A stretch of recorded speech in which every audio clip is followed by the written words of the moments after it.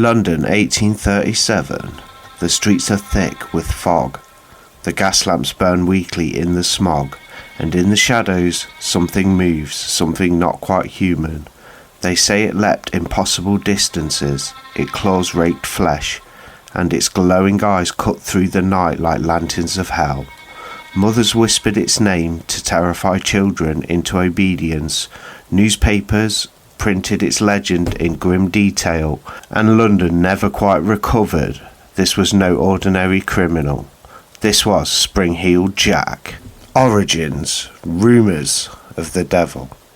The first whispers came from the villages surrounding London, straight reports of a creature attacking lone travellers at night. It was described as tall and thin, with a devilish appearance, clawed hands, pointed ears, eyes that shone like fire, and a cloak that billowed behind him. Some said he wore armour, others swore he had bat-like wings, and still others claimed the spat blue and white flames. People gave him a name, Spring-Heeled Jack, because of the way he bounded through the night on legs that seemed to defy human anatomy. Witnesses swore he could leap over walls, vault onto rooftops, and escape any pursuer in a single bound. Different sightings, terror in London. The sightings quickly escalated.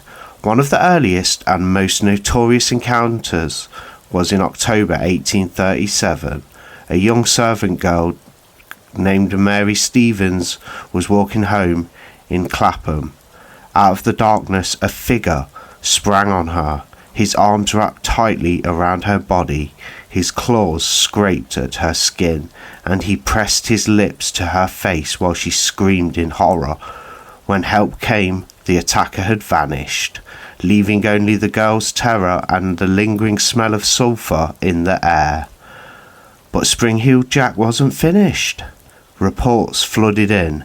Women clawed by his hands, men chased across cobblestones, and carriages forced to swerve to avoid a leaping figure. Newspapers were gripped by the frenzy, and the public imagination painted Jack as something between a demon and a ghost. Then came the attacks that made him infamous. In 1838, a young woman named Jane Alsop answered a knock at the door. A man claiming to be a police officer told her to bring a light. As they had caught up with Spring-Heeled Jack, she rushed outside with a candle and was met by the creature himself. He spat blue flames into her face, tore at her dress with metallic claws, and fled into the night as neighbours rushed to help.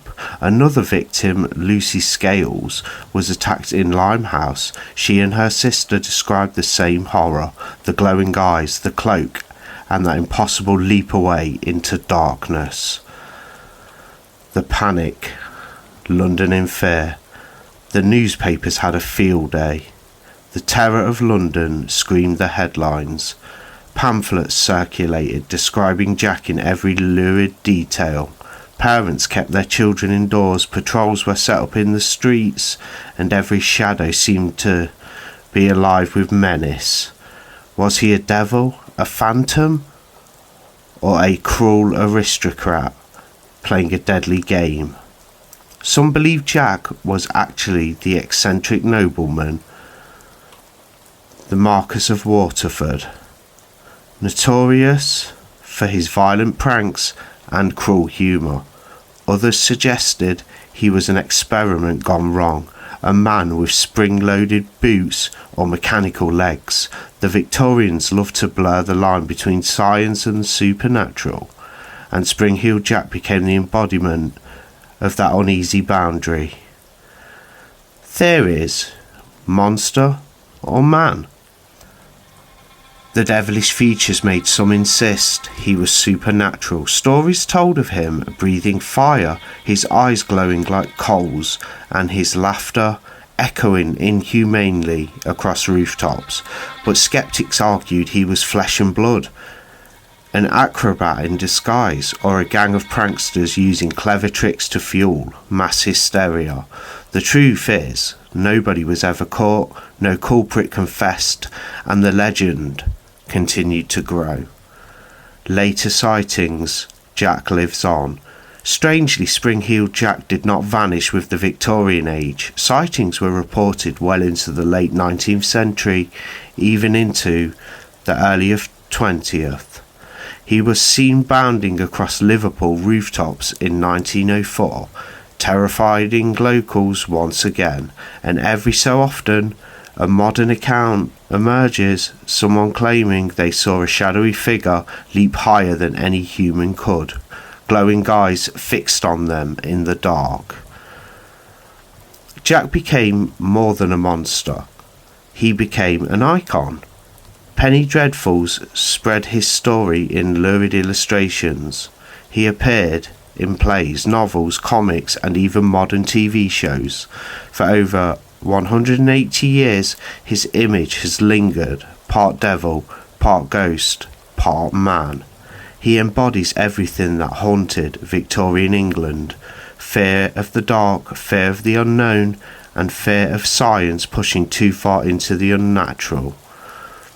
So who or what was Spring-Heeled Jack? A demon sent from hell to torment London? A cruel prankster in a mask? Or something stranger, still a mystery, that leapt from the shadows and never quite left? To this day, his legend endures, and perhaps on some fog-drenched night, if you walk the empty streets of London and glance up at the rooftops, you just might catch the glint of burning eyes watching you from above. Beware the leap, beware the claws, beware Spring-Heeled Jack.